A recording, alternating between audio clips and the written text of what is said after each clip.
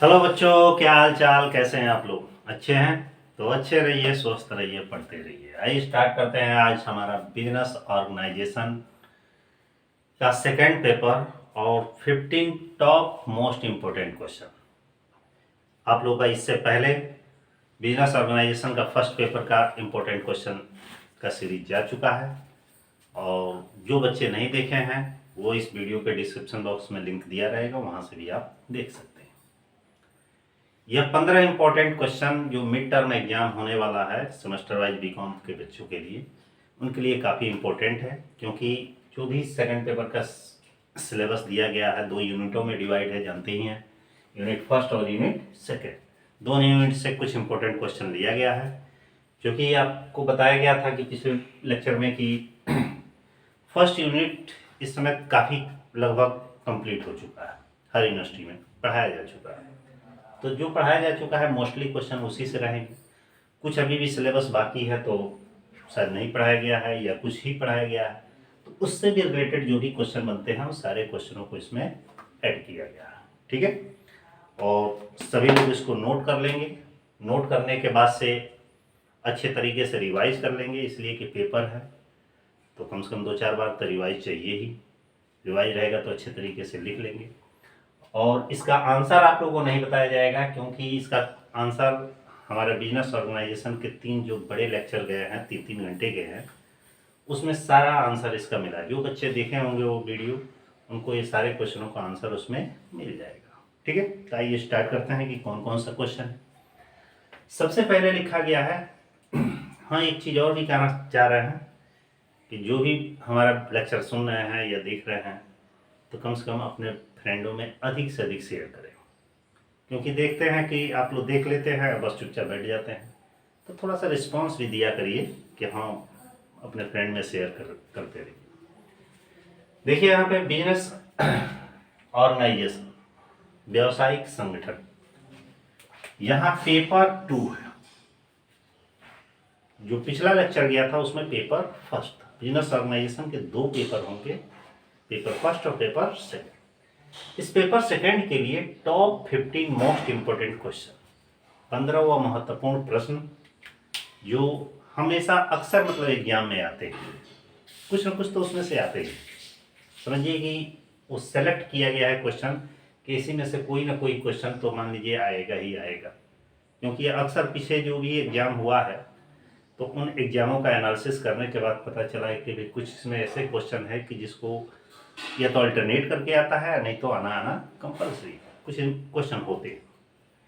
तो इसमें 2 यूनिट में डिवाइड है, unit first unit second. Unit first का फर्स्ट क्वेश्चन हमारा है संयंत्र अभिन्यास क्या है।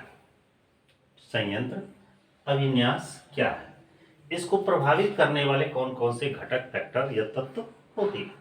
ये आपको कहाँ मिलेगा? जो हमारा बिजनेस ऑर्गेनाइजेशन का 3 जो लेक्चर बनाए हैं, इसमें सी पार्ट में आपको मिलेगा। किस में मिलेगा? सी पार्ट में। 3 लेक्चर है, ए बी सी, 3 पार्ट में डिवाइड है।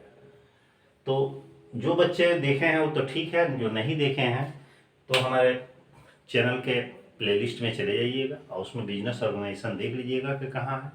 बिजनेस ऑर्गेनाइजेशन का 3 ही लेक्चर होगा, ए बी सी करके 3-3 घंटे के आसपास का होगा। सेकंड क्वेश्चन है कि संयंत्र अभिन्यास के विभिन्न प्रकारों का संक्षेप में वर्णन कीजिए। इसके संयंत्र अभिन्यास के जो टाइप्स है इसको बताना है। यह हमारा दिया गया है बिजनेस ऑर्गेनाइजेशन के ए बी पार्ट सी में। इसमें तो मोस्टली क्वेश्चन पार्ट सी में ही होंगे। तीसरा हमारा क्वेश्चन है कि अनुकूलतम आकार क्या है। अनुकूलतम आकार क्या है, ऑप्टिमम साइज। एक अनुकूलतम इकाई की विशेषता बताइए। एक अनुकूलतम जो यूनिट होती है, ऑप्टिमम यूनिट होती है, इसकी कैरेक्टर आपको बताना। यह भी आपको हमारा बिजनेस ऑर्गेनाइजेशन का पार्ट सी वाले लेक्चर में मिल जाएगा। ये बता इसलिए रहे ताकि इस क्वेश्चन पे थोड़ा ज्यादा फोकस कर लीजिएगा। चौथा क्वेश्चन हमारा है कि उन प्रमुख घटकों का वर्णन कीजिए, वे सारे इंपॉर्टेंट फैक्टर को बताइए जो व्यावसायिक इकाई के आकार को प्रभावित करते हैं, इफेक्टेड करते हैं।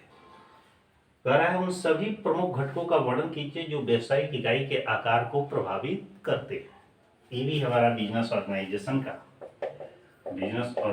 का पार्ट सी वाले लेक्चर में मिलेगा।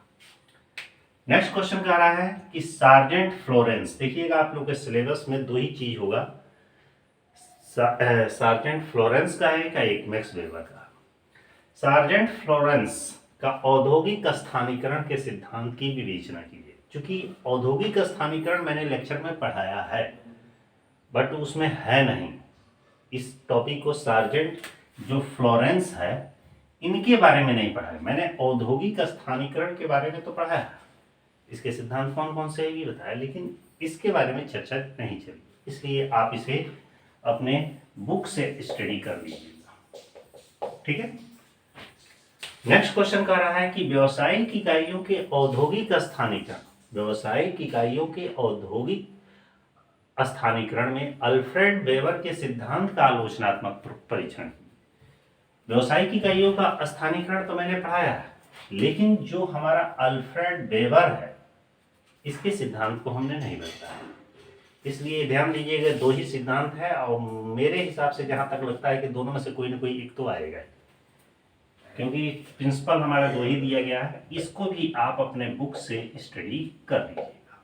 ठीक है, ये हमारे लेक्चर में नहीं है, अब उतना समय नहीं है कि अब आगे का चर्चा चलाया जाए, क्योंकि और भी सारे पेपर्स वगैरह हैं उनके बारे में भी कुछ क्वेश्चन को सेलेक्ट करना है। नेक्स्ट क्वेश्चन हमारा है 7th नंबर कि व्यावसायिक इकाइयों के स्थानीकरण के निर्धारण को प्रभावित करने वाले घटक या तत्व बताइए। ये हमारे लेक्चर में है, ये हमारा बिजनेस ऑर्गेनाइजेशन का पार्ट जो सी है इसमें मिल जाएगा। ठीक है, और लास्ट यूनिट फर्स्ट का क्वेश्चन है कि उद्योग अथवा व्यावसायिक इकाइयों के स्थानीकरण के क्या लाभ है या महत्व है। लाभ और महत्व एक ही है, इसके इंपॉर्टेंस या बेनिफिट्स या मेरिट ये भी हमारा मिल जाएगा बिजनेस ऑर्गेनाइजेशन के पार्ट सी में। ठीक है, अब बारी आती है कि यूनिट 2 की। ये तो यूनिट 1 में 8 क्वेश्चन दिए गए, यूनिट 2 में हमने 7 क्वेश्चनों को रखा।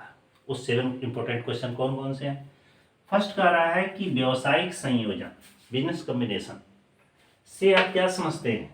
बिजनेस कॉम्बिनेशन के उन लक्षणों को बताइए, उन कैरेक्टरों को बताइए जो भारत में पाए जाते हैं। पूछ रहा है कि व्यावसायिक संयोजन क्या है या उससे क्या समझते हैं।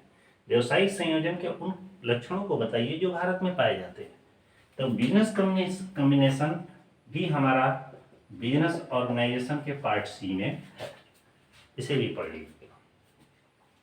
सेकंड क्वेश्चन है कि व्यावसायिक संयोजन के विभिन्न प्रकारों का संक्षेप में पढ़िए। कितने टाइप के व्यावसायिक संयोजन होते हैं। ऊर्ध्व संयोजन, लंबवत संयोजन, चक्रीय संयोजन जानते ही हैं, ये भी प्रकार हमने पढ़ाया। ये कहाँ मिलेगा आपको, बिजनेस ऑर्गेनाइजेशन के पार्ट सी वाले लेक्चर में मिलेगा। नेक्स्ट क्वेश्चन है कि विवेकीकरण की परिभाषा दीजिए। विवेकीकरण की परिभाषा दीजिए और इसके गुण दोष बताइए। बहुत ही सिंपल क्वेश्चन है ये, तो ये भी आपको हमारे बिजनेस ऑर्गेनाइजेशन के पार्ट सी वाले लेक्चर में मिलेगा। नेक्स्ट कह रहा है कि संयोजन के लिए उत्तरदायी मुख्य कारणों की वर्णन कीजिए। हमारा जो कॉम्बिनेशन है उसके लिए उत्तरदायी जो मुख्य रीजन है, कारण है, उस कारणों का वर्णन कीजिए। ये छूट गया क्या, अच्छा उसको भी बता देगा। बिजनेस ऑर्गेनाइजेशन के ये भी पार्ट सी में मिलेगा। एक 4th नंबर का क्वेश्चन ये छूट गया था, ध्यान दीजिएगा। क्वेश्चन है कि विवेकीकरण का श्रमिक क्यों विरोध करते हैं, समझाइए। जो विवेकीकरण होता है उसका श्रमिक विरोध करते हैं, ऐसा क्यों। मेन उसका रीजन है छटनी की वजह से, कि कहीं नौकरी न चली जाए। ठीक ना, तो ये भी हमारा बिजनेस ऑर्गेनाइजेशन का पार्ट सी वाले लेक्चर में मिल जाएगा।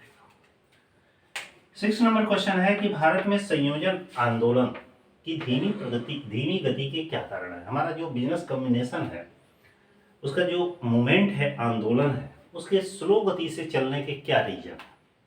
ये भी हमारा बिजनेस ऑर्गेनाइजेशन का पार्ट सी लेक्चर में मिल जाएगा। ठीक है, ये सारे क्वेश्चन है, आंसर नहीं है। इन क्वेश्चनों का आंसर आपको लिख कर पढ़ना है और अच्छे से तैयार कर लेंगे तो पक्का है अच्छा नंबर मिल जाएगा।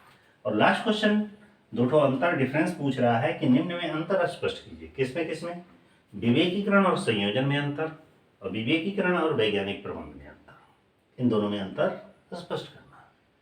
ये भी आपके पार्ट बिजनेस ऑर्गेनाइजेशन के पार्ट सी लेक्चर में मिल जाएगा। हो सकता है कि कुछ एक आध टॉपिक न भी मिले तो उसे आप बुक से स्टडी कर सकते हैं। यहाँ मेरे बताने का मतलब ये था कि मैंने कुछ क्वेश्चनों को सिलेक्ट किया था पिछले लास्ट 5 ईयर 7 ईयर पेपर्स के आधार पर, और उसमें से कुछ सिलेक्टेड क्वेश्चन को रखा ताकि कम क्वेश्चन पढ़ के कम समय में अच्छा नंबर लाया जा सके। ठीक है, इस तरह जो लोग भी देख रहे हैं हमारा लेक्चर वीडियो तो उसे अपने फ्रेंड में ज़रूर शेयर करेंगे ताकि अपने फ्रेंड को भी क्वेश्चन दे दें, वो भी अच्छे तरीके से तैयारी कर लें और अच्छे नंबर आए। ठीक है, इसी तरह हमारे चैनल पर बने रहिएगा और सारे सब्जेक्टों का एक एक करके क्वेश्चन इम्पोर्टेंट रोज़ मैं कलेक्ट करूँगा और रोज़ आपके लिए दूँगा ताकि कम समय में स्टडी अच्छी तरीके से आप कर लें। ठीक है, क्योंकि इस समय तो आप कोई किसी टॉपिक पे लेक्चर कराना उतना बेहतर नहीं है क्योंकि अब तक एग्जाम स्टार्ट हो रहे हैं। ठीक है, तो फिर नेक्स्ट लेक्चर में बहुत जल्द मिलते हैं, तब तक के लिए बाय।